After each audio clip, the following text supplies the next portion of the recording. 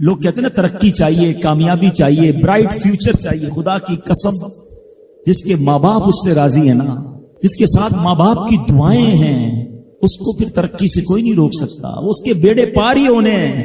اور ساری دنیا واہ واہ کر رہی، ماں باپ پریشان ہے، وہ برباد ہی ہونا ہے. ماں باپ کو تنگ نہ کرو، بالخصوص ماں کی قدر کرو. ماں کا کوئی نیبل بدل نہیں. اور یہ دعا دے دے تو بندہ کدھر پہنچ جاتا ہے. اچھا پھر آج کل ایک اور ٹرینڈ چلا ہے، کسی بھی طرح کا زندگی میں مقام بڑھ گیا نا، مشہور ہو گیا، اب وہ ماں باپ پر بھی روب جما رہا ہوتا ہے. پتہ نہیں میں کتنا بڑا آدمی ہو گیا ہوں، اب میں آپ کی خدمت کہاں سے کروں گا بھائی، ٹائم ہی کہاں ہے میرے پاس. ان کو کبھی یہ روب مت جمانا. ارے آج اگر کچھ بن بھی گئے ہو نا، یہ انہی کی دعائیں تھیں، اور ان کو کہہ رہے ہو بڑا آدمی ہو گیا. حضرت موسیٰ کلیم اللہ علی نبینا علیہ الصلوۃ والسلام، کتنا بڑا مرتبہ ہے. اور آپ نے ایک بار اللہ کریم کی بارگاہ میں عرض کیا، مولا مجھے جنت میں اپنا پڑوسی دیکھنا ہے. ارشاد کیا ہوا کہ اے موسیٰ، جنت میں تیرا جو پڑوسی ہے وہ ایک فلاں علاقے کا کسائی ہے. آپ حیران ہو گئے، آپ نے کہا مولا مجھے ملنا ہے. ایڈریس بتایا گیا، آپ چلے گئے وہاں پر. ایک نوجوان نے دروازہ کھولا، آپ اندر گئے. گھر میں گئے تو دو بوڑھے ماں باپ، بوڑھی شخصیات تھی. انہوں نے حضرت موسیٰ کو دیکھا، آپ کی رسالت کی گواہی دی اور دونوں دنیا سے چلے گئے. وہ نوجوان کسی کام سے گیا، جب واپس آیا اپنے دونوں والدین کو دیکھا کہ دونوں کا انتقال ہو گیا ہے. تو کہا ہو نہ ہو آپ حضرت موسیٰ علیہ الصلوۃ والسلام. حضرت موسیٰ نے کہا میں نے تو نہیں بتایا کہ میں کون ہوں، تمہیں کیسے پتا چلا؟ کہ میرے ماں باپ روزانہ دعا کرتے تھے کہ یا اللہ اس وقت تک موت نہ دینا جب تک حضرت موسیٰ کا دیدار نہ کر لیں. آپ ہمارے گھر آئے ہیں، آپ کو انہوں نے دیکھا ہے، یہ چلے گئے دنیا سے، آپ ہی حضرت موسیٰ. حضرت موسیٰ نے فرمایا بتاؤ کچھ اور بھی دعا کرتے تھے؟ کہاں میں اپنے بوڑھے ماں باپ کیونکہ چبا نہیں سکتے تھے، روز ان کو دیوالے چبا چبا کر کھلاتا تھا. اور جب بھی کھانا کھلاتا تھا نا، میری ماں دعا کرتی تھی یا اللہ میرے بیٹے کو جنت میں موسیٰ کا پڑوسی بنا دینا. حضرت موسیٰ کہتے بیٹا تیری ماں کی دعا قبول ہو گئی ہے، تو ہی جنت میں میرا پڑوسی ہے. یہ ہے ماں کی دعا، اور یہ وہ دعا ہے جو بن مانگے مل رہی ہے، جو ماں کے دل سے نکل رہی ہے. آؤ میں بتاؤں کچھ بڑے آدمی، واقعی جس کو کہتے ہیں بڑا آدمی کون ہوتا ہے. امام اعظم ابو حنیفہ رضی اللہ تعالیٰ سے بڑا تو کوئی نہیں نا، کتنے بڑے وقت کے امام ہیں. مگر آپ کی والدہ ایک مسجد کے امام صاحب سے انسپائر تھی، مقرر تھے، وہ اچھے بیان کرتے تھے. آپ کو وہ کہتی کہ جاؤ وہ امام صاحب سے مسئلہ پوچھ کے آؤ. خود مفتی اعظم ہیں، امام ہے کروڑوں حنفیوں کے. ماں کو یہ نہیں کہا کہ ماں پتہ نہیں میں کتنا بڑا مفتی ہوں، تم مجھے مسجد کے امام کے پاس بھیج رہی ہو. آج تو یہ ڈائریکٹ جواب دے دیتے ہیں نا، مجھے پتہ نہیں میں کون ہوں، مجھ سے بحث کر رہی ہو، اتنی کتابیں پڑھی ماں، تم نے تو پڑھا ہی کچھ نہیں. ابو جان آپ کو دنیا کا کیا پتا، مجھے پتا ہے. سنو امام اعظم، یہ ایسے نہیں بنتے بڑے لوگ. ماں کو کہتے ٹھیک ہے ماں، مسجد کے امام کے پاس جاتے، اس مقرر کے پاس جاتے. وہ کہتا حضور آپ مجھ سے مسئلہ پوچھنے آئے، آپ دنیا کو مسئلے بتاتے ہیں. کہ کیا کروں، ماں نے بھیجا ہے. کہ حضور جو آپ بتا رہے ہیں مجھے آپ ہی مسئلے کا جواب بتا دیں، وہی میری طرف سے ماں کو بھی بتا دیں. ایک بار ماں نے کہا کہ میں خود جا کر پوچھوں گی، پھر بھی امام اعظم نے منع نہیں کیا. اچھا کئی میل کا سفر تھا. امام ابو یوسف کہتے ہیں ہم نے خود دیکھا کوفہ کی گلیوں میں کہ امام اعظم اس خچر یا اس سواری کے لگام تھامے ہوئے ہیں، ماں اس پر سوار ہے اور وہ بازار میں اسے لے کے جا رہے ہیں. ماں کو یہ نہیں کہا کہ ماں تم مجھے تکلیف دے رہی ہو، وہ میرا شاگردوں کا بھی شاگرد ہے، اس کو کیا پتا جو مجھے پتا ہے. اللہ اکبر. ماں جاتی ہیں، مسئلہ پوچھتی ہیں، واپس آتی ہیں. امام اعظم ماں کو کچھ نہیں کہتے. یہ ہوتا ہے ماں کی فرما برداری. آج دیکھو دنیا ان کے گن گا رہی ہے. سیدنا بایزید بستامی رضی اللہ تعالیٰ عنہ کتنا بڑا نام ہے، اولیاء کے سردار ہیں. دیکھو ماں کی خدمت کیسی کرتے تھے. آپ کی والدہ نے سردیوں کی رات تھی، سخت سردی کی رات، آپ سے پانی مانگا. حضرت بایزید بستامی ماں کے پاس پیالہ لے کر گئے تو ماں سو گئی تھی. ماں کے سرہانے پیالہ لے کر کھڑے رہے، رات بھر کھڑے رہے سخت سردی میں. پانی تھوڑا سا آپ کی انگلیوں پر گرا تو وہ پانی برف بن چکا تھا. ماں کی آنکھ کھلی، دیکھا بایزید بستامی بستر کے کنارے کھڑے ہیں. کہ بیٹا کیوں کھڑے ہو؟ کہ ماں آپ نے رات پانی مانگا تھا نا، اس لیے کھڑا رہا کہ نہ جانے کب آنکھ کھل جائے. اب جب پانی دینے کے لیے پیالہ الگ کیا نا تو وہ برف چمڑی سے چپک چکی تھی، تو جب وہ برف الگ ہوئی نا ہاتھ سے خون نکلنے لگا. حضرت بایزید بستامی رحمت اللہ تعالی کی ماں نے جب یہ دیکھا نا کہ بیٹا ساری رات کھڑا رہا اور اب اس کا ہاتھ بھی لہو لہان ہو گیا. حضرت بایزید بستامی کی ماں نے پتا اس رات کیا دعا دی؟ کہتی یا اللہ میں اس سے راضی ہوں، تو بھی اس سے راضی ہو جا. دیکھو کیا مقام ملا، اولیاء کرام کے سردار بن گئے. یہ وہ دعائیں ہیں جو دل سے نکلتی ہیں. ماں باپ کی خدمت ایسی کرو. اب کہو نا کہ دل سے دعا نکلے. جب وہ دعا نکلے گی نا پھر وہ کام بننے آپ سوچ نہیں سکتے. کیا خوبصورت دین ہے ہمارا. ہم نے اپنے بچے کو دین کی طرف نہیں لگایا. اگر ہم بچے کو دین کی طرف لگا دیتے دین اس کو ہماری خدمت کی طرف لگا دیتا. ہم بچے کو قرآن و حدیث سکھاتے, قرآن و حدیث اس کو ہماری خدمت سکھا دیتے. ہم آج یہ جو تکلیف اٹھا رہے ہیں اس کی ایک وجہ یہ بھی ہے کہ بچہ ہم نے دین سے دور کر دیا. اگر آپ چاہتے ہیں کہ آپ کے بڑھاپے کا سہارا آپ کے بچے بنے, آپ کے مرنے کے بعد بھی آپ کے لیے صدقہ جاریہ بنے, تو آپ نے اپنے بچوں کو دین کی طرف لانا ہے. کچھ اولادیں وہ ہیں جن کی ماں باپ نے تربیت ایسی کی ہم نہیں جاتے, وہ خود رابطہ کر رہے ہوتے ہیں کہ ماں کا انتقال ہو گیا, یار کچھ کنواں کھدوانا ہے, کوئی مسجد بنانی ہے, کوئی مدرسے میں میری ماں کے لیے مجھے کچھ کرنا ہے. کیوں؟ ماں نے تربیت ایسی کی, والد نے تربیت ایسی کی, انہیں ماحول ایسا دیا کہ ماں باپ کے مرتے ہی انہیں فکر ہو گئی کہ میری ماں قبر میں اکیلی ہے, میرا والد قبر میں اکیلا ہے, اس نے روز مجھے کھانا کھلایا تھا, آج میں روز اسے ثواب پہنچانے کا کوئی انتظام کروں. یہ اس بچے کے دل میں خیال کیسے آیا؟ کیونکہ اللہ نے اسے اچھا ماحول عطا کیا, ماں باپ نے اس کو اس ماحول کی طرف بڑھایا. تو میں یہاں والدین سے گزارش کروں گا کہ خدارا اپنے بچوں کی ایسی تربیت کرو کہ بڑھاپے میں بھی تمہارا ساتھ دیں اور مرنے کے بعد بھی تمہارے لیے صدقہ جاریہ کا باعث بن جائیں. آپ کے بچے آپ کے قدموں میں رہیں گے اگر آپ نے بچوں کو دیندار بنا دیا. اللہ کرے یہ فارمولا سمجھ آ جائے نا. ہم سمجھتے بچہ میری بات مانے, میری کیوں نہیں مانتا. ارے پہلے سے اللہ رسول کی بات منانے والا بنا دو, یہ تمہاری بھی ماننے والا بن جائے گا. کیونکہ جب یہ جائے گا نا دین کی طرف, اسے قرآن ماں باپ کی طرف بھیجے گا, اسے حدیث ماں باپ کی طرف بھیجے گی, اسے علماء کرام ماں باپ کی طرف بھیجیں گے. ہم اس راستے پر بھیج دیں جہاں سے یہ بچہ مجھے واپس مل جائے. سورہ فاتحہ 100 مرتبہ پڑھ کر جو دعا مانگی جائے وہ قبول ہوتی ہے. سورہ بقرہ کی تلاوت سے شیطان گھر سے بھاگ جاتا ہے. آیت الکرسی پڑھنے سے محتاجی دور ہوتی ہے. سورہ کہف کو ہمیشہ پڑھنے والا دجال کے فتنوں سے محفوظ رہے گا. والدین کی قبر پر ہر جمعہ سورہ یاسین کی تلاوت کرنے سے اس کی حروف کی تعداد کے برابر ان کے گناہ بخش دیے جاتے ہیں. سورہ الدخان پڑھنے سے مشکل دور ہوتی ہے. جو قریب المرگ ہو اس پر سورہ جاسیہ کا دم کرنے سے خاتمہ بالخیر ہوتا ہے. سورہ حجرات کا پڑھنا اور دم کر کے پینا گھر میں خیر و برکت کے لیے مفید ہے. سورہ قاف پڑھنے سے جو باغ ہوتے ہیں ان کے پھلوں میں کثرت ہوتی ہے. سبحان اللہ. سورہ رحمان 11 بار پڑھنے سے تمام مقاصد پورے ہوتے ہیں. سورہ واقعہ جو شخص روزانہ پڑھے گا اسے کبھی فاقہ نہ ہوگا. سورہ ملک کو ہر رات پڑھنے والا عذاب قبر سے محفوظ رہے گا. سورہ مزمل کو 11 بار پڑھنے سے ہر مشکل آسان ہو جاتی ہے. سورہ مدثر کو پڑھ کر حفظ قرآن کی دعا مانگنے سے قرآن کریم کا یاد کرنا آسان ہو جاتا ہے. جو بچے حفظ کر رہے ہیں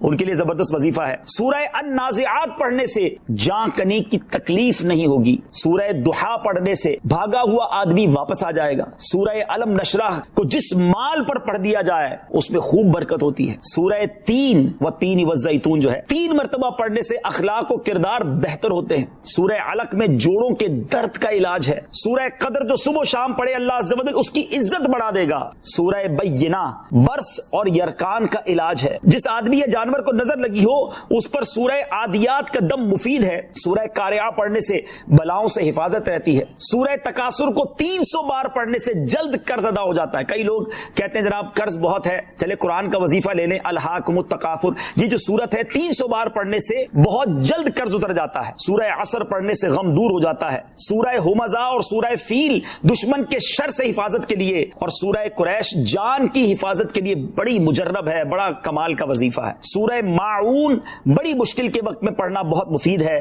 سورہ کوثر کی تلاوت سے بے اولاد صاحب اولاد ہو جاتا ہے. کئی بے اولاد بھی وظائف مانگ رہے ہوتے ہیں. سورہ کافرون 1/4 قرآن کے برابر ہے. سورہ زلزال نصف قرآن کے برابر ہے. سورہ اخلاص 1/3 قرآن کے برابر ہے. اور سورہ فلق اور سورہ ناس سے جن اور شیطان اور حاسدوں کے شر سے حفاظت رہتی ہے. پھر کیوں نہ ہم قرآن سے دوستی کر لیں, کیوں نہ قرآن کو اپنا ورد بنا لیں. اللہ چاہتا ہے کہ یہ بندہ اس رینک تک پہنچ جائے. اللہ اس پر آزمائش بھیجتا ہے تاکہ میرا بندہ صبر کر لے تو اس کو وہ مرتبہ عطا ہو جائے. ہائے ہائے, یعنی آزمائش مجھ پر میرے رینک بلند کرنے, میرے درجے بلند کرنے آئی, اور ہائے میری بے صبری کہ میں نے وہ سب ثواب ضائع کر دی. نہ کریں میرے پیارے اسلامی بھائی, مشکلیں آتی ہیں. اچھا پھر پتہ ہے پرابلم کیا ہے ہمارا؟ ایک اور بڑا ایشو ہے, ہم کسی کو مسکراتا دیکھتے ہیں, کسی کو اچھے کپڑے دیکھ لیتے ہیں, کسی کی بڑی گاڑیاں دیکھ لیتے ہیں, کسی کا بڑا گھر دیکھ لیتے ہیں, ہمیں لگتا ہے یار یہ کتنا مزے میں, یار میں یہ اکیلا پریشان ہوں. یہ آپ کی بھول ہے. ایک بات یاد رکھیے گا, زندگی کی گاڑی مسائل کے پہیوں پر ہی چلتی ہے. امیر کے مسئلے اور ہیں, غریب کے مسئلے اور ہیں. شہرت جس کو ملی ہے نا اس کے پرابلمز اور ہیں. جو غیر معروف ہے اس کی پرابلم اور ہے. زمانے میں ہر کسی کو کچھ نہ کچھ ایشو ضرور ہے. یہ نہ سمجھے کہ یار یہ اتنا مسکرا رہا ہے, کیا پتہ اس مسکراہٹ کے پیچھے کتنے دکھ چھپائے بیٹھا ہے. آپ یقین کریں, بلیو کریں, ایسا نہیں ہے کہ سب لوگ 100% خوشحال ہیں. پرابلم سب کے ساتھ ہوتے ہیں. میں کیا کیا بتاؤں آپ کو, ہمارے پاس تو لوگ دعائیں کروانے آتے ہیں نا, ایسی پرابلم بتاتے ہیں کہ پیروں سے زمین نکل جاتی ہے. بعض اوقات ہم اتنے بڑے گھر میں جاتے ہیں, اس کی گاڑیاں کروڑوں روپے کی کھڑی ہیں, ان سے ملاقات ہوئی, وہ کہتے ہیں حضرت آپ سے الگ سے دعا کروانی ہے. جب وہ بیچارہ اپنا مسئلہ بتاتا ہے نا, ہمیں لگتا ہے یار ہمارا تو غم ہی کچھ نہیں ہے. کتنی بڑی آزمائش سے گزر رہا ہے, کتنی بڑی پرابلم سے گزر رہا ہے. میں آج کی آپ کو مثال دیتا ہوں. ایک ہمارے بہت اچھے بھائی تھے, آج سے کچھ عرصہ پہلے انہوں نے ہمیں ایک ماشاءاللہ پراپرٹی دعوت اسلامی کے لیے بچیوں کے مدرسے کے لیے دی, اور اس کے چند دنوں بعد ان کا وصال ہو گیا. ان کو بیچاروں کو کینسر تھا. میں ان کے گھر پہ دعا کرنے گیا. ان کے بیٹے نے مجھ سے جب گلے لگا نا تو بیٹا رونے لگا. اچھا میں سمجھا کہ بیچارہ اپنے والد کو یاد کر کے رو رہا ہے, ظاہر ہے 16 دن پہلے انتقال ہوا. اندر گئے, دعا کی, اس کے بعد میرے کان میں کہتا ہے کہ عبدالرحیم بھائی اس وقت میری زوجہ ہاسپٹل میں ہے. میں نے کہا کیا ہو گیا؟ کہ میری وائف کو بلڈ کینسر ہو گیا ہے. والد کا کینسر میں انتقال ہوا ہے. اللہ نے بڑا نوازا ہے ان کو, جیولرز ہیں. لیکن میں یقین کریں, میں آپ کو سچ بتا رہا ہوں, میں گاڑی میں بیٹھ کے میں بھی رونے لگا, کیونکہ وہ بندہ جب مجھے چھوڑنے آیا نا پھر میرے گلے لگ کے رو رہا تھا. میں سوچنے لگا یار کتنا دکھ ہے لوگوں کو, اللہ نے کتنی بڑی ہم پر مہربانیاں کی ہیں. اگر مجھے کوئی بڑی بیماری نہیں ہے, میرے بچے میرے ساتھ ہیں, میری فیملی میرے ساتھ ہے, نہیں چاہیے یار دنیا کے سارے اللہ تللے نہ ملے اتنی ساری لگژریز, صحت سے بڑھ کے کچھ نہیں ہے, مگر ہمیں اس کی قدر ہی نہیں ہے, ہمیں اس کی کوئی اہمیت کا اندازہ ہی نہیں. پوچھو ان سے, کروڑوں روپے ہیں مگر علاج نہیں ہو پا رہا, ڈاکٹر بعض اوقات مایوس کر دیتے ہیں. کتنا تکلیف میں ہیں لوگ, اور ہم ہیں کہ چھوٹی چھوٹی باتوں پر بے صبری. صبر تو کریں, اللہ کی رضا پر راضی تو رہیں. میں نے آپ کو خاندان نبوت کا واقعہ سنایا, ارے کھانے کو کچھ نہیں ہے. کاش یہ بات ہمیں سمجھ آ جائے اور ہم ہر حال میں اللہ کا شکر ادا کرنے والے بن جائیں. اور ایک اور میں آپ کو بات بتاؤں, ہم جو دنیا والوں کو بتاتے ہیں نا, ہوتا کچھ نہیں ہے اس سے. مت بتایا کرو دنیا والوں کو, صحیح بتاتا ہوں, مت بتایا کرو, اپنے غم مت بتایا کرو, ثواب بھی چلا جاتا ہے. اور بعض اوقات یہ دنیا والے نا ہمارا مذاق بھی اڑاتے ہیں. ہم جب کسی کو اپنا پرابلم بتاتے ہیں نا, ہمارے سامنے تو بڑے اچھے بنتے ہیں کہ اچھا ٹھیک ہے میں کرتا ہوں کچھ, بعد میں جا کے دنیا میں باتیں کرتے ہیں, آیا تھا میرے پاس, اس کا یہ مسئلہ ہے, ہاں باتیں بڑی کرتا ہے, بڑی پرابلم میں ہے. کیوں بتاؤں میں دنیا والوں کو؟ نعت کا شعر ہے نا, کسی کا احسان کیوں اٹھائیں, کسی کو حالات کیوں بتائیں, کیوں بتاؤں میں دنیا والوں کو مجھے کیا غم ہے نا. میرے آقا سلامت رہے ہیں, اللہ کے حبیب علیہ الصلوۃ والسلام ہیں, اور رب عز و جل کی بارگاہ ہے, میں ادھر عرض کروں نا. کسی کا احسان کیوں اٹھائیں, کسی کو حالات کیوں بتائیں, آقا تم ہی سے مانگیں گے تم ہی دو گے, تمہارے در سے ہی لو لگی ہے. ہاں اللہ رسول کی بارگاہ میں عرض کیا, ادھر آنسو بہاؤ, نہ بتاؤ دنیا والوں کو. ایک اور کمال کا شعر ہے کہ دنیا والے تو درد دیتے, دنیا والے تو درد دیتے ہیں, زخمی دل کی دوا مدینہ ہے. تو جب دنیا والوں نے کوئی ہمارا بھلا کرنا بھی نہیں, نہ ان کے ہاتھ میں ہے, شفا دینے والی ذات میرے رب کی, برکت دینے والی ذات میرے رب کی, تو اللہ سے ہی باتیں کرو نا. تو آج سے یہ ذہن بنا لے میرے پیارے اسلامی بھائی, مشکل آنی ہے تو صبر کے ساتھ وہ وقت گزارنا ہے, اللہ کی رضا پر راضی رہنا ہے. وہ بڑا کریم ہے, وہ اپنے غیب کے خزانوں سے آپ کو عطا فرمائے. توجہ بیان کی طرف رکھیے گا. اور اب آتے ہیں اس پورے واقعے سے ایک اور خوبصورت بات جو ہمیں سیکھنے کو ملی, اور وہ بات کیا ہے کہ نبی پاک کے خاندان کی سخاوت کیسی تھی. مولا علی شیر خدا کے پاس صرف 6 درہم تھے, آپ نے وہ سب کے سب دے دیے. مگر آج حال یہ ہے کہ لوگ اپنی زکوٰۃ ادا نہیں کرتے. آج زکوٰۃ لوگوں کو بھاری پڑنے لگ گئی ہے. جب کیلکولیٹ کرتے ہیں کہ جناب کروڑوں روپے زکوٰۃ, تو اس کے بعد ان کو بھاری لگتی ہے. نہ کریں ایسا, یہ زکوٰۃ مال کا میل ہے, اور اگر یہ مال کا میل آپ کے مال سے جدا نہ ہوا تو یہ آپ کے مال کو بھی میلا کر دے گا. ایک بات یاد رکھیے گا, سرکار دو عالم صلی اللہ تعالی علیہ وسلم کا یہ فرمان ہے, اپنی زکوٰۃ ادا کر کے اپنے مال کو مضبوط قلعوں میں قید کر لو.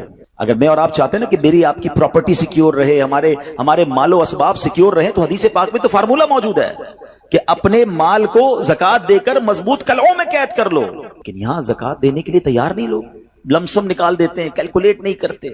یاد رکھیے یہ مال ہی عذاب بن جائے گا اگر آپ زکوٰۃ پوری ادا نہیں کرتے.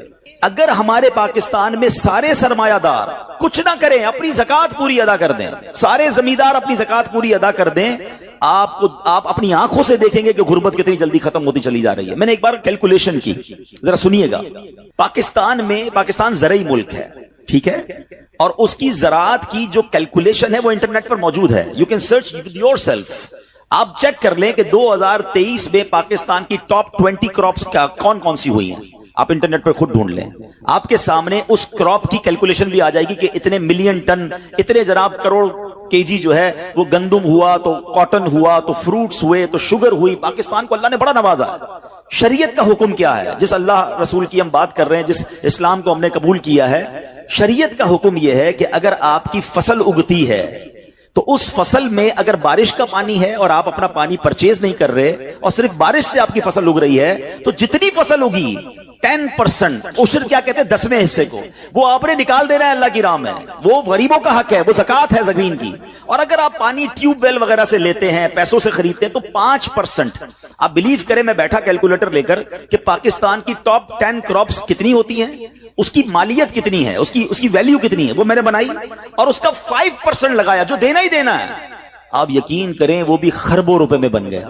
یہ خربوں روپے کہاں ہیں اگر ہم زکات دیتے تو؟ کتنے غریبوں کا بھلا ہو جاتا, کتنے گھر خوشحال ہو جاتے. اچھا یہ تو صرف زمین کی زکات ہے, پراپرٹیز کی زکات اربوں خربوں روپے کے لوگ مالک ہیں. مگر جب کیلکولیٹر چلاتے ہیں نا, اوئے ہوئے ہوئے زکات جناب 10 کروڑ روپے بن جائے گی, تو پھر بھاری لگتی ہے. اللہ کے بندے, اللہ نے 4 ارب دیے ہیں تو 10 کروڑ زکات ہے نا, تو ٹینشن گائے کی ہے, شکر ادا کرو. اللہ نے دینے والا بنایا, مانگنے والا نہیں بنایا. مگر آج زکات بھاری پڑ گئی ہے. آپ کو پتا ہے قارون کیوں دسایا گیا تھا؟ قارون یہ حضرت موسیٰ کا کزن تھا, یہ تورات کا عالم تھا اور بڑا بڑا عالم دین تھا. مگر جب حضرت موسیٰ نے اس کو زکات کا حکم دیا نا, اس کے پاس کتنے پیسے تھے کہ قرآن کہتا ہے اس کی خزانوں کی چابیاں ایک جماعت لے کر چلتی تھی. خزانے نہیں, صرف کیز آف دا ٹریجر, اتنا خزانہ تھا. مگر کیا ہوا یہ کہ جب حضرت موسیٰ نے اس کو کہا, اچھا اس زمانے پتہ زکات کتنی تھی؟ ابھی تو 100 پہ 2.5 ہے نا, 1000 پہ 1. آپ نے فرمایا ہر 1000 پر 1 تم نے زکات دینی ہے. اس نے کیلکولیٹ کیا تو بہت بنتے تھے. حضرت موسیٰ کے خلاف ہو گیا, زکات کا انکار کیا, اپنے خزانوں کے ساتھ زمین میں دھسا دیا گیا. پلیز خدا کے واسطے اس آواز کو سب مل کر آگے بڑھائیں. میں تو یہ سمجھتا ہوں جس طرح ہم نماز کی بات کرتے ہیں کہ نماز پڑھو, زکات دیں, بے شک کسی کو بھی دیں, جو حقدار ہے اس کو دیں, مگر زکات پوری دیں. پاکستان خوشحال ہو جائے گا, غریبوں کا بھلا ہو جائے گا. لیکن زکات جس کی ہزاروں لاکھوں میں شاید وہ نکال دیتا ہے, مگر جب زکات کروڑوں میں ہو رہی ہے تو لوگوں کے دلوں پر بوجھ بنتی جا رہی ہے. اس کو بوجھ نہ بننے دینا. میں ایک دعا کرتا ہوں آج, اگر آپ کو لگے تو آپ بھی آمین کہہ دینا. اپنے لیے تو میں کئی بار یہ دعا کرتا ہوں کہ یا اللہ مجھے وہ مال نہ دینا جس کی زکات مجھ پر بھاری ہو جائے. اہو آمین. یا اللہ وہ مال دینا کہ میں خوش دلی سے تیری راہ میں زکات دوں. اچھا یہ بھی بڑا ایشو ہے, پیسے نکلتے ہیں تو بھاری بڑے پڑتے ہیں. اللہ فرماتا ہے تم اس وقت تک بھلائی کو نہیں پہنچ سکتے جب تک اپنی پیاری چیز راہ خدا میں خرچ نہ کرو. آپ بہترین خرچ کرو نا, اللہ آپ کو اس سے زیادہ عطا فرمائے گا. اچھا جب بھی کیلکولیٹر, دیکھیں کچھ چیزیں کیلکولیٹر سے کیلکولیٹ ہوتی ہیں, مگر اللہ کی راہ میں جو خرچ کرنے والا معاملہ ہے نا, وہ رحمت کے کیلکولیٹر سے کیلکولیٹ ہوتا ہے. وہ میرے اور آپ کے کیلکولیٹر سے کیلکولیٹ نہیں ہوگا. آپ حساب کریں گے کہ یار مولانا صاحب کہہ رہے ہیں اللہ کی راہ میں خرچ کرنے سے مال کم نہیں ہوتا, کروڑ روپے ہیں, 2.5 لاکھ زکات دوں گا تو 97.5 بچ گئے, یہ تو کم ہو گئے. آپ اس کو کہیں نوٹ کر لیجئے, اگلے سال آپ کروڑ روپے کی زکات نہیں دے رہے ہوں گے, آپ اس سے زیادہ کی زکات دے رہے ہوں گے. یہ کیسے؟ جو بھی زکات دیتا ہے آپ اس کو پوچھ لیجئے, ہر سال اس کی زکات بڑھتی ہے. کیوں بڑھتی ہے بھائی؟ زکات تو پیسے کم ہونے چاہیے تھے. نہیں جناب, یہ میرے نبی علیہ الصلوۃ والسلام کا وعدہ ہے. ویسے تو میرے آقا جو فرمائے حق ہے, مگر اس حدیث میں اللہ کے رسول علیہ الصلوۃ والسلام نے قسم اٹھائی. آپ فرماتے ہیں میں قسم کھا کر کہتا ہوں اللہ کی راہ میں خرچ کرنے سے مال کم نہیں ہوتا. پھر تو لاک کر دو نا, پھر تو سمجھ جاؤ کہ جب نبی پاک قسم اٹھا کر فرما رہے ہیں. اچھا پھر آپ سب کو دیکھ لیں, جو بانٹ رہا ہے نا ہم ہر سال اس کا بڑھتے ہوئے دیکھ رہے ہیں, کم نہیں ہوتا. یہ بے وقوفی ہے جو یہ سوچتا ہے کہ یار دے دوں گا تو کم ہو جائے گا. نہیں. اور پھر میں آخری بات کر دوں اپنے بیان میں, جو ایک اور ایشو جو بہت بڑا ہم دیکھتے ہیں, ایک تو زکات پوری دینی ہے اور انجوائے کر کے دینی ہے, خوش دلی سے دینی ہے, مزے لے کر دینی. یہ نہیں کہ دل پر بوجھ, یار کیا کروں 1 سال ہو گیا اب تو زکات دینی پڑے گی. نہیں, یہ نہیں. دو اور انجوائے کرو, اللہ کی راہ میں خوش دلی سے دو. ایک واقعہ سن لیں, بات اور کلیریفائی ہو جائے گی. حضرت ابو جعفر اپنے زمانے کے بڑے ابدال ہیں. ان کے گھر میں ایک فقیر آیا تو انہوں نے اپنی زوجہ کو کہا کہ اپنے پاس کیا ہے دینے کے لیے؟ کہ حضور صرف 4 انڈے ہیں گھر میں, nothing else, 4 eggs only. کہا یہ 4 ہی دے دو. ایمان اور عقیدہ اور بلیف دیکھیں, 4 دے دو. 4 دے دیے. تھوڑی دیر بعد دروازے پر دستک ہوئی, دیکھا تو ایک بندہ ٹوکری لے کر آیا. کہا کیا آئے؟ بیگم سے پوچھا. کہا آپ کے دوست نے انڈے بھجوائے ہیں. کہا کتنے آئے ہیں؟ کہا صاحب ذرا سنیے گا, کتنے آئے؟ تو کہا کہ 30 آئے ہیں. 30 کس حساب سے آئے؟ ہم نے تو 4 دیے تھے نا. اب ایمان, ان کا عقیدہ اور ان کا بلیف دیکھے, کیا 4 دیے تو 40 آنے چاہیے تھے. ایک کا 10 اللہ کا وعدہ ہے نا. تو کہا حضور آئے تو 40 ہیں مگر 10 انڈے ٹوٹے ہوئے ہیں. تو آپ نے اپنی زوجہ سے پوچھا کہ سچ بتاؤ جو تم نے 4 دیے تھے اس کی کنڈیشن کیا تھی؟ کہ حضور بات یہ جب میں نے 4 دیے تھے نا اس میں بھی 3 ثابت تھے، ایک ٹوٹا ہوا ہی تھا. یہ فارمولا آج یاد کر لو، پورے دو گے پورے ملیں گے، ٹوٹے دو گے ٹوٹے ملیں گے. اب آپ چیک کیجئے کہ جب اللہ کی راہ میں خرچ کرنے کی باری آتی ہے، میں اپنا مال دل سے نکلتے ہوئے دکھ ہو رہا ہے یا خوشی ہو رہی ہے، بہترین دے رہا ہوں یا بچانے کی کوشش کر رہا ہوں. ہمیشہ یاد رکھیں ہم اللہ کی راہ میں خرچ کرتے ہیں، ہمارے پیسے نہیں پہنچتے وہاں پر، وہاں نیت پہنچتی ہے. اب مجھے بتاؤ نا یار، ہم اپنے لیے خرچ کرتے ہیں بہترین کھانا، بہترین لباس، اور غریب کو دینا ہے تو بچا ہوا لیفٹ اوور. اب اچھا اب میں کہتا ہوں 100 بندوں کو نہیں کھلا سکتے، نہ کھلائیں، 2 کو کھلائیں، اچھا کھلائیں، کوئی بات نہیں. آپ کسی کے دل میں خوشی تو داخل کریں، اپنے گھر والوں کے لیے لباس خرید لیں، 2 غریب بچوں کے لیے ویسا ہی لباس خرید لیں، پھر دیکھیں آپ کو کیسی برکتیں ملتی ہیں. تو ہمیں اس بار یہ ایک انداز اختیار کرنا ہے کہ ہم نے اللہ کی راہ میں بہترین خرچ کرنا ہے. اس کو ہمیں غلطی کیا کرتے ہیں؟ فطرے کی. جو فطرے کی جو بات ہے اس میں آپ کو ایک بات بتاتا ہوں. فطرہ حدیث پاک میں 4 قسم کا بیان ہوا ہے، گندم کا، جو کا، کشمش کا اور کھجور کا. ٹھیک ہے، لیکن ہم بچپن سے سن رہے ہیں، جب بھی فطرے کی باری آتی ہے ہم پہلے 50 روپے تھا وہ دے دیا، 100 دے دیا، 200 دے دیا، 300 دے دیا. ہمیں یہ پوری حدیث یا تو ہم نے پڑھی نہیں تھی یا ہمارے ذہن میں نہیں تھی، مگر حدیث پاک میں 4 قسم کا فطرہ بیان ہوا ہے. غریب آدمی گندم کا فطرہ دے دے کوئی بات نہیں، مگر جو روزانہ بہترین افطاری کر رہا ہے، بہترین کھانے کھا رہا ہے، سچ بتاؤ اس کو کون سا فطرہ دینا چاہیے؟ میری افطاری روز اجوا کھجور سے ہے اور عید والے دن میں گندم کا فطرہ دے آتا ہوں. ہمیشہ یاد رکھے اچھا خرچ کرے نا. اس بار فطرہ جس کو اللہ نے جیسا نوازا ہے، غریب آدمی کے لیے بات نہیں کر رہا، جس کو نوازا ہے رب نے. کیا ہم کبھی ایسا کرتے ہیں کہ عید کی شاپنگ کے لیے جائیں دکاندار سے کہیں کہ یار جو کپڑا سب سے سستا ہے وہ نکال دو، سب سے سستے جوتے نکال دو، میں نے عید پڑھنی ہے؟ بہترین چاہیے، اپنے لیے بہترین لینا ہے، اللہ کی راہ میں لوئسٹ والا فطرہ دینا ہے.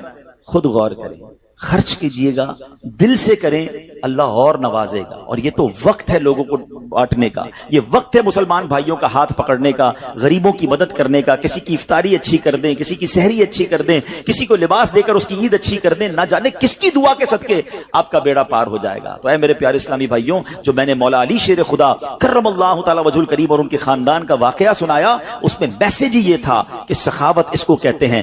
یہ ہے اللہ کی راہ میں خرچ کرنا جو کیسے بلاؤں کو اور بیماریوں کو دور کرتا ہے.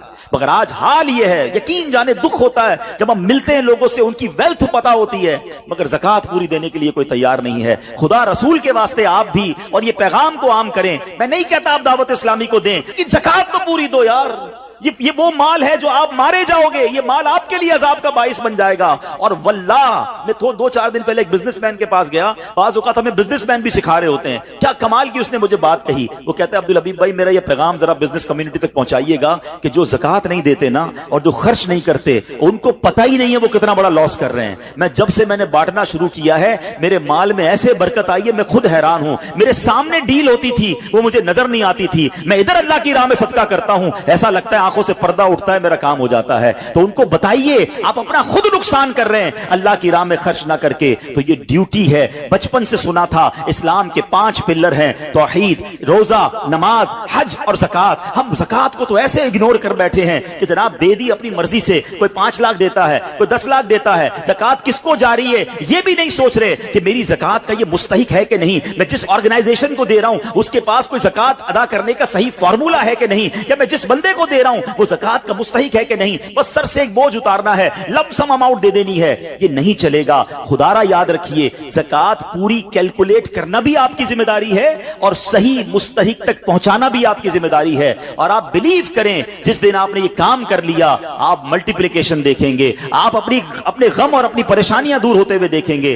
میں رب کریم سے دعا کرتا ہوں اللہ ہمیں دل کھول کر اپنی راہ میں خرچ کرنے کی توفیق عطا فرمائے. اور پھر سب سے پہلا حق آپ کی زکوٰۃ کا وہ حق ہے آپ کے اپنے غریب رشتہ داروں کا. اپنے غریب رشتہ داروں کو آپ دیجئے زکوٰۃ، کیونکہ جو اپنے رشتہ داروں کو زکوٰۃ دیتا ہے، صدقہ کرتا ہے، اس کو ڈبل ثواب ملتا ہے. ایک صدقہ دینے کا، ایک صلہ رحمی کرنے کا. اور پھر آپ کے غریب رشتہ داروں سے بعد زکوٰۃ بچ جائے تو پھر میری گزارش ہے کہ دعوت اسلام کتنے بڑے پیمانے پر دنیا میں کام کر رہی ہے، تو اپنی زکوٰۃ کا اپنا حصہ جو ہے اس میں ضرور عطا فرمائیں. اللہ کریم ہم سب کا جمع ہونا اپنی بارگاہ میں قبول فرمائے. آمین بجاہ النبی الامین صلی اللہ تعالی علیہ وسلم.